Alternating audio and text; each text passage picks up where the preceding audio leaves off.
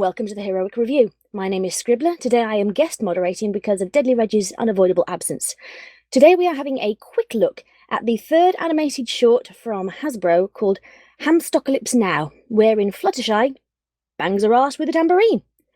I'm joined today by Goombasa, Reverbrony, Swedely, TheLostNarrator, and Webshoter. Say hello, guys. Hello. Hello. So, third animated short. We'll open the floor to begin with. What did you think? Well, I think it's okay, but seeing this after the very first short, I really think that they sort of blew their wad early when it comes to this thing, because the vinyl short really set people's expectations very high.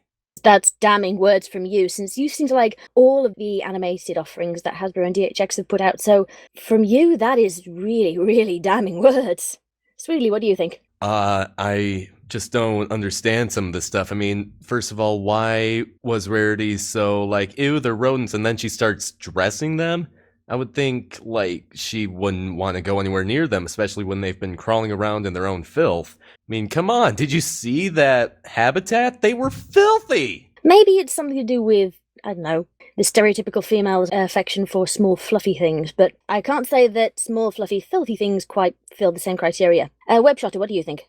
It was enjoyable. It wasn't as upbeat or fast like its predecessor, where it was all energy and go. TheLostNarrator, what do you think? This short, as they keep coming out, I'm growing more and more disappointed of this movie. Like, extremely disappointed. But, I mean, the only thing about this short, though, that I actually really liked, Rarity. Rarity was actually pretty funny in this one. I was okay with it. That was hilarious. But then, the whole idea of them, like, just powering up and them getting their wings and their hair extensions when they just play an instrument, I don't like it. I'm getting annoyed. I have to say that I agree with you on that one. I am getting steadily more disappointed by these, although I have to say, by the third one, I think we're sensing a pattern in how this is going to go. We get a short clip, and somewhere within the clip, one of the main six discovers their special magical super-duper musical instrument and becomes a strange magical pony person, which nobody will comment upon. Reverb. Yeah, no, I completely agree with yourself and Lost about this. It just seemed to be getting strangely worse, and the music part of this one almost seemed a little more tacked on than the other two were pretty much completely about music, while this one was nearly entirely about hamsters until the end, when it's like, oh crap, let's pull out a tambourine and add in some music. And yeah, the whole massive hair extension wings thing over playing a tambourine to some hamsters was a bit strange. Yeah. I hope they don't do that too much in the movie. I mean, I sort of would understand if, like, you know, it was a big final finale and, like, you know, they're playing the last song, everyone's going absolutely crazy, and I could sort of accept it there. But I mean, she's in a pet store playing a tambourine to hamsters. Yeah, it does beg the question of why she thought, if nothing else will work, I'll play a tambourine at them. Or maybe it was, I don't know, the fact that she tapped against a bomb that got them all googly-eyed and following her. Swedely, what do you think? I just had a crazy idea. What if they're all selling their souls to the devil? I mean, think about it. They are performing witchcraft by using otherworldly magic to turn into some sort of bestiality furry people. Rainbow Dash can suddenly shred a guitar like a rock god. Obviously, she sold her soul to the goat devil. Fluttershy is now the Pied Piper with a tambourine. What's gonna happen next? I feel like Pinkie Pie is gonna go on a rampage with drumsticks. I don't know. I feel like there's some satanic voodoo in this bit. We don't even know how it is that they know that they can access their abilities with the instruments yet. And plus, the whole instrument bit could just be a reflection of the main six finding the keys to the box in the series. I doubt it's going to fit in with the series particularly well, but yes, it does seem like each bit is just the main six discovering their magical musical instrument. Which, again, is one of the major problems I have with these shorts, the lack of explanation. Maybe it will make sense in the context of the movie, but being told we're having 7 shorts, and 2 of them thus far just have them randomly turning into magical horse people and not a word is said, yeah, I have to say that's starting to piss me off a bit.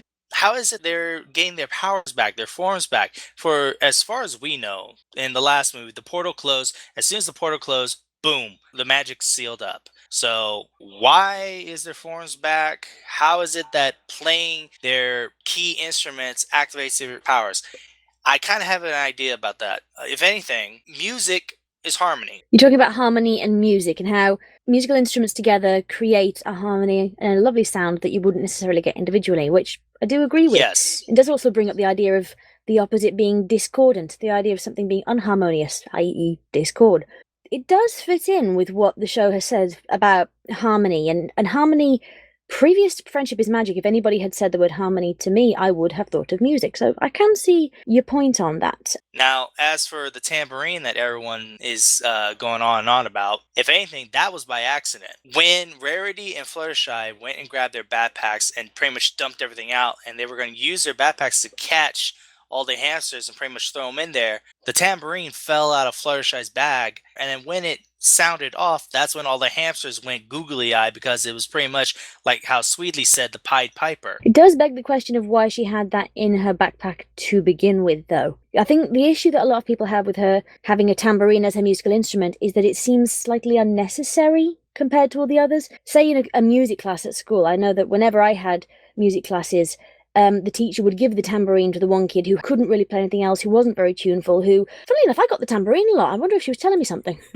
it was either the tambourine or the triangle, yeah. Yeah, triangle. I think it would have been even worse than the backlash from the fandom if they'd given her a triangle. One of the things that really struck me about this was the transformation itself. And this has been brought up that it really didn't have a reason to happen this time around. You can say what you want about the second short, Guitar Centered, and how Rainbow's transformation was handled, and you all said plenty. She at least had something of a reason to transform because she was in a competition.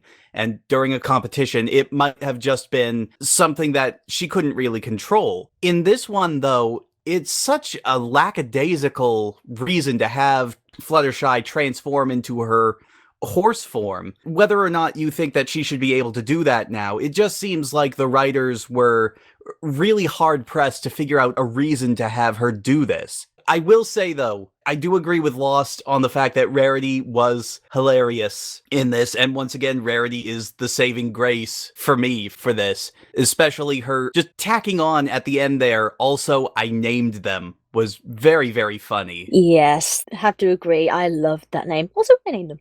That afterthought, and the name she chose were also appropriate for her. Going off what Webshoter said about how Fluttershy already had the tambourine in her backpack, I honestly think that these shorts they're just basically establishing the fact that when we get to the movie, we already know that they can play these instruments.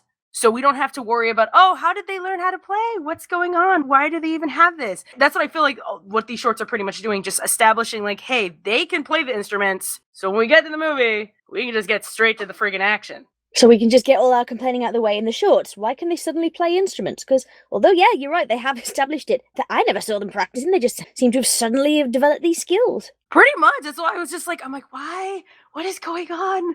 Like, why is this happening? I don't like it. And also another thing too, the whole wing transformation, I thought about this. Maybe only we can see it at this point. Like maybe that would be kind of a stretch though. Like, it's kind of really stretching it. I think so, because didn't Rainbow Dash comment on the fact that she had transformed in the previous clip? Yes, and everybody was looking at her as well and commenting on it very briefly when it happened in the last short. So I think it is established that everybody can see this transformation taking place. Even Trixie saw the wings too. Oh god, this is okay. Then never mind then. This is terrible then. Yeah, I'm afraid, sorry, we had to crush that tiniest bit of hope, because hope is not allowed to exist in the world of Equestria Girls. I was just thinking off of what Webshoter was saying. Maybe the reason they're able to transform now is because another 30 moons is coming up and the portal's gonna open again. So it's like the Avengers with Convergence happening. The line between Equestria Girls and Pony Equestria is blurring, so all the singing that all the ponies do and all the magic that Twilight does, it's having some sort of flux effect in the human world. And so whenever the human main six do something harmonious, such as play an instrument, it activates some sort of magic. As for them playing instruments, I mean, everyone who likes rock music eventually tries to learn guitar at one point or another. And for tambourine, it's not really that hard to play, and Fluttershy's a hippie, so, I mean, come on. Lovely. Oh, man. Right, I have to say that, I'm going to interrupt.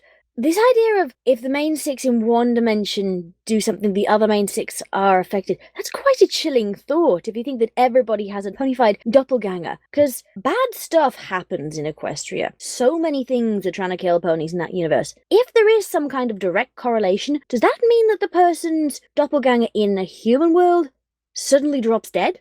Maybe something similar happens. Right, we're going to have to move it back to... Although it does say something about how riveting this short was, that we've managed to diverge so greatly into the realms of, well, fanfiction and metaphysical debate. True enough. What everyone was bringing up about the fact how they're playing their instruments individually and how they're basically kind of super powering up with the wings and the hair extensions. So does that mean when they actually all play together that they're going to create like a supernova of rainbow power crap?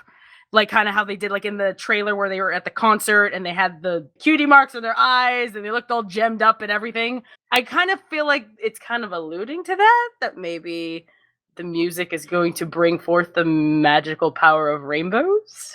I think in any music, a Battle of the Band style movie, that's the kind of theme anyway, but when you insert something magical like My Little Pony, yeah, I think that's pretty much the end point. To bring it back to the actual short, I know that I mention this pretty much every single week that we do one of these, but I do think it's prevalent here because it was kind of underwhelming. The visuals for the short were not that interesting this time around. No. The only good thing that I can say about them is the fact that, much like the other two shorts, they are at least introducing us to different locales this time around.